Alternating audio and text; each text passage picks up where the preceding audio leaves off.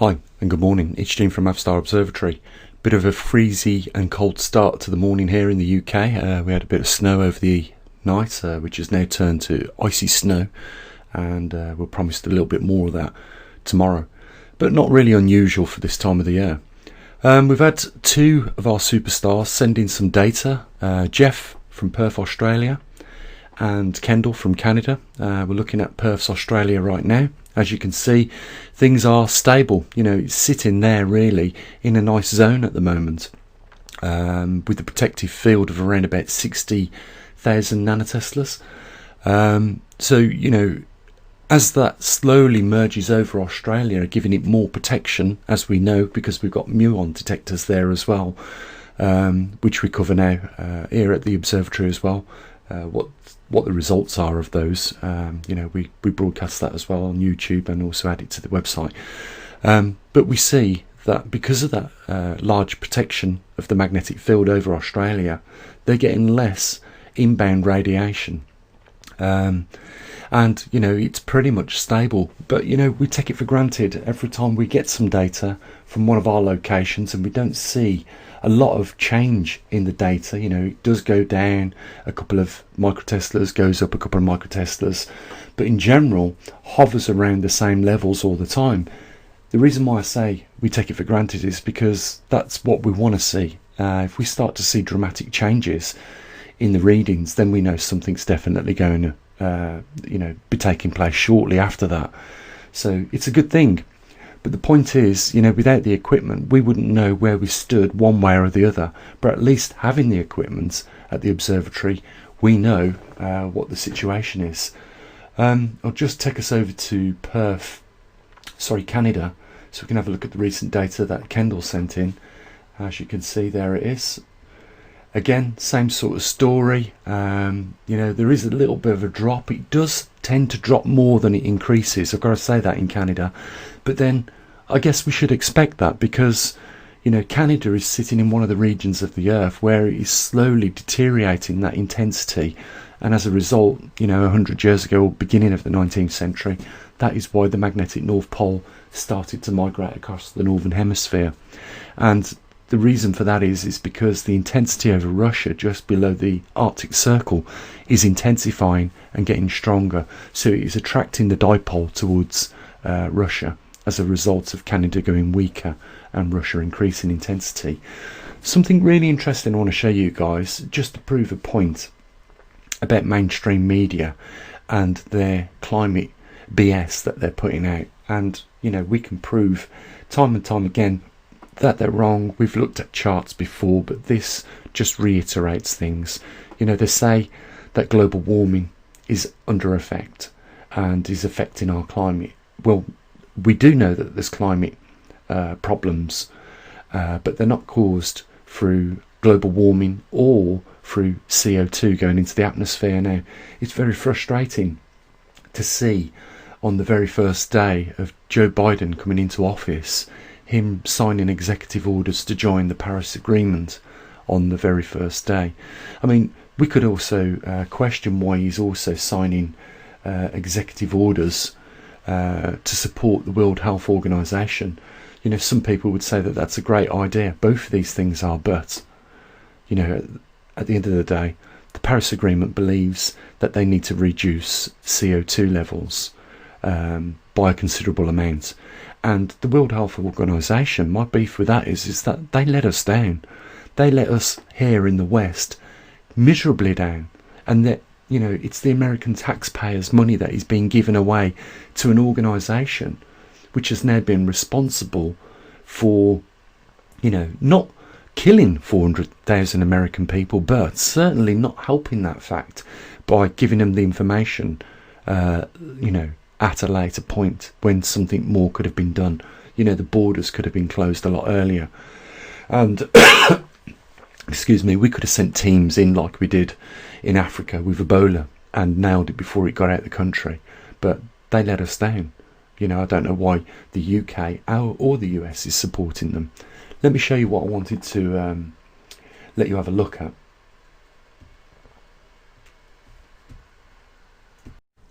So with regards to, the Paris Agreement and global warming, well, the truth's right in front of your eyes, guys. You can see the red line in the beginning of January already, in between the lowest level and the highest level, which goes back to 1972, which is the average.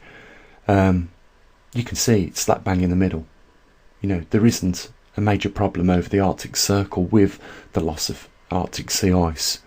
And if you think I'm cherry picking this year, we'll just go back to the blue line, and we'll choose a different point. During the summer months, we can see that in 2019 it's the same story.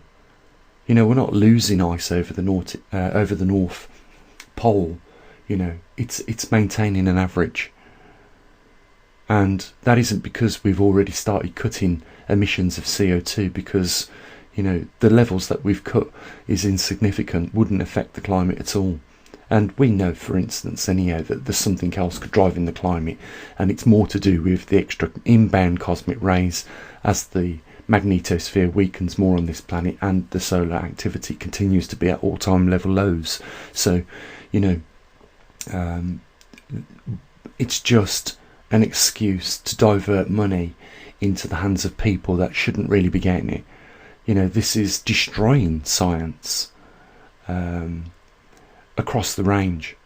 We're going to end up in a very sad situation if we don't try and do something about this. And I know what you guys think. You say, oh, we're powerless, but we're not. There's lots of things we can do. If we look at the history of other countries that have handled similar situations of suppression of freedom of information, suppression of freedom of truths, we can look straight away at Poland and what they did, and how they removed the Soviet Union from Poland. With defiance, unions. These are the things over the last 20, 30 years, I think you'll agree with me, that has not happened, and they have deteriorated unions, because they know that they cause problems. If you get rid of unions, you pretty much can do what you want with your employees. It was strength in numbers. If you mistreated one member of a factory, in some circumstances the whole factory would go out and strike until there was a remedy put in place. Do you see any of that sort of protection today? Unions are being pushed to a thing of the past. And these are the tools that keep us in power. And, we need more pressure groups for the government, otherwise they're not going to change their way. If we allow them to continue pushing for a reduction in CO2, we could kill this planet.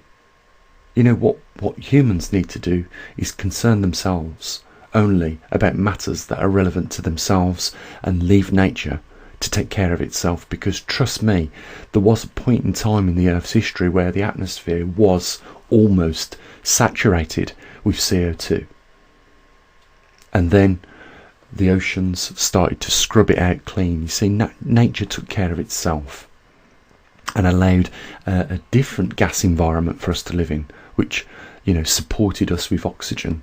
And through evolution of time, many thousands of species have been allowed to live on the land and consume the oxygen. There isn't a depletion of oxygen in our atmosphere right now. It's healthy, and remains over 20%, which is a huge reservoir of oxygen. But what is of concern is humans trying to reduce the levels of CO2 when not knowing the facts. Now, we know why they're doing it, clearly, because it is a great way of stealth taxing anybody and any company. But the damage that they've caused to industry over the last 2 decades has been colossal, and based on false pretenses. Destroyed livelihoods, businesses, and they will continue to do that. And if they continue, I will tell you this, they will destroy this earth. If we reduce CO2 to 200 parts per million, we will kill the planet. We will destroy the growing effects of all the biodiversity, the shrubs, the trees. Any land plant will die off if we reduce CO2 to 200 parts per million, just cutting it in half from what we've got now. And they're talking about reducing CO2 output to 0.